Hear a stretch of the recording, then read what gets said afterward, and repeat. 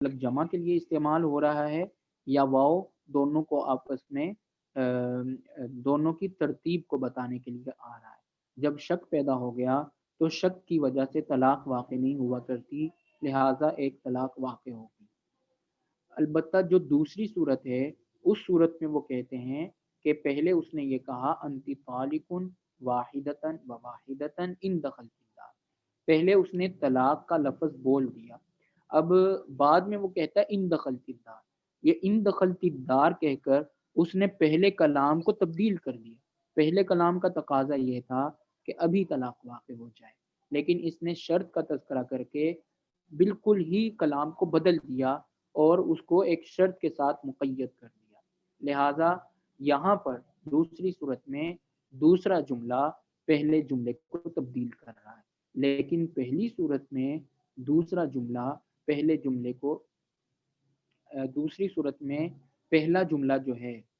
دوسری صورت میں پہلا جملہ کیا ہے؟ انت طالق واحدتن و واحدتن ان دخلت الدار، تو دوسری صورت میں پہلے جملے کو تبدیل کرنے والا کوئی جملہ موجود ہے، اور پہلی صورت میں پہلے جملے کو تبدیل کرنے والا کوئی جملہ موجود نہیں ہے، لہذا دوسری صورت کو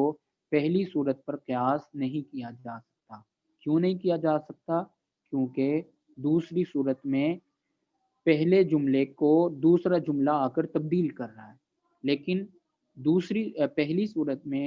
دوسرا جملہ پہلے جملے کو تبدیل نہیں کر رہا، لہذا دونوں میں فرق ہے، اور آپ کا اس کو ایک دوسرے پر قیاس کرنا یہ درست نہیں ہے۔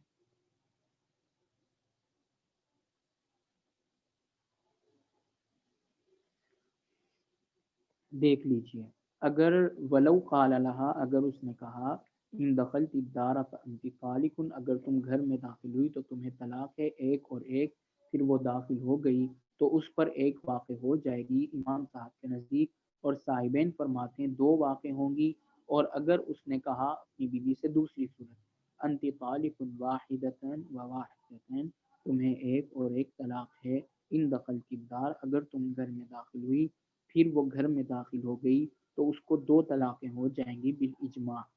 بالاتفاق۔ لہما، صاحبین کی دلیل یہ ہے کہ واو کا حرف مطلق جمع کے لیے ہے،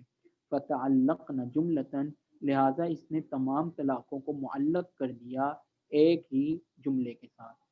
کما اذا نص، یہ اسی طرح ہے جب وہ کہہ دیتا سنتین کا لفظ، دو کا لفظ، یا ثلاث کا لفظ کہہ دیتا، او اخر الشرط، یا یہ اسی طرح ہے جس طرح اس نے شرط کو مؤخر کر دیا، یعنی کہ یہ یہاں پر دوسرے جملے کو پہلے جملے پر قیاس کیا جا رہا ہے، پہلے جملے کو دوسرے جملے پر قیاس کیا جا رہا ہے، کہ جس طرح شرط کو مؤخر کرنے کی صورت میں سب کے نزدیک دو طلاقیں واقع ہوتی ہیں، اسی طرح اگر شرط کو مؤخر نہ کیا جائے بلکہ شرط کو مقدم کیا جائے تب بھی ایک طلاق واقع ہونی چاہیے۔ وَلَهُ، امام صاحب کی دلیل یہ ہے کہ ان الجمع المطلق يحتمل القران والترتیب، کہ مطلق جو جمع ہے یہ ملے ہوئے ہونے کا احتمال بھی رکھتی ہے اور ترتیب کا احتمال بھی رکھتی ہے۔ فعلی اعتبار الاول، اگر ہم پہلا معنی مراد لیتے ہیں ملا ہوا ہونا تو پھر تو دو واقع ہوں گی، وفی وعلی اعتبار ثانی، اور اگر دوسرا مراد لیتے ہیں تو اس صورت میں لا تقع الا واحدہ، نہیں واقع ہونی چاہیے مگر ہے، کما اذا نجز بهذه اللفظ، جیسا کہ پہلی صورت میں ایک طلاق واقع ہوئی تھی۔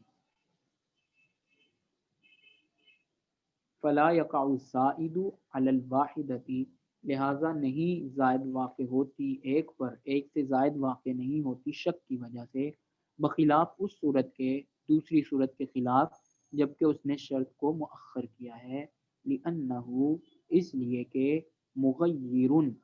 صدر الکلام، بعد والا جملہ تبدیل کر رہا ہے کلام کے پہلے حصے کو، فیتوقف الاول علیہ، لہذا پہلا جملہ اس دوسرے جملے کے ساتھ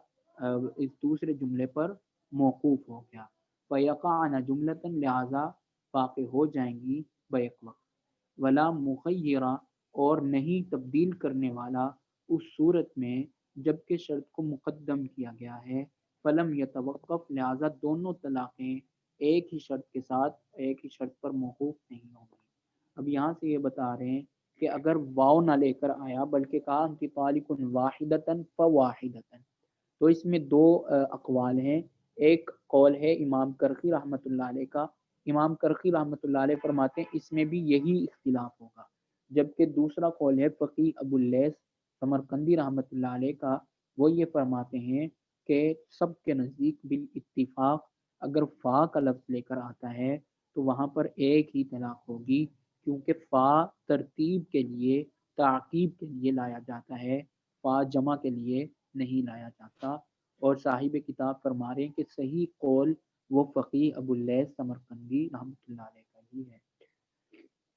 ولو عطفا اگر وہ عطف کرتا ہے فا کے حرف کے ساتھ تو اس میں بھی یہی اختلاف ہوگا اس صورت میں جو کہ ذکر کی کرخی رحمۃ اللہ علیہ نے اور جو ذکر کیا فقی ابو اللیث رحمۃ اللہ علیہ نے، وہ یہ ہے کہ واقع ہوگی ایک بالاتفاق، اس لیے کہ فا تعقیب کے لیے ہے، وہو الاصح اور صحیح ترین مذہب یہی ہے، زیادہ درست مذہب اور قول یہی ہے۔ اب یہاں تک جو ہم نے پڑھ لیا وہ تھی طلاق جس کو کہتے ہیں طلاق رجعی، یہ طلاق رجعی ہے، اور اس میں جو لفظ استعمال کیا جاتا ہے وہ ہے واضح الفاظ، صریح الفاظ استعمال کیے جاتے ہیں۔ آپ نے جب کتاب الطلاق شروع کیا تھا تو وہاں پر ہم نے پڑھا تھا کہ الطلاق علی ضربین صریح و کنایۃ، طلاق کی دو قسمیں ہیں، طلاق صریح اور طلاق کنایہ۔ اب ہماری صریح کی بات مکمل ہو گئی، اب کنایہ کی بات انشاءاللہ اگلے سبق سے ہم کر لیں گے۔ السلام علیکم ورحمۃ اللہ وبرکاتہ۔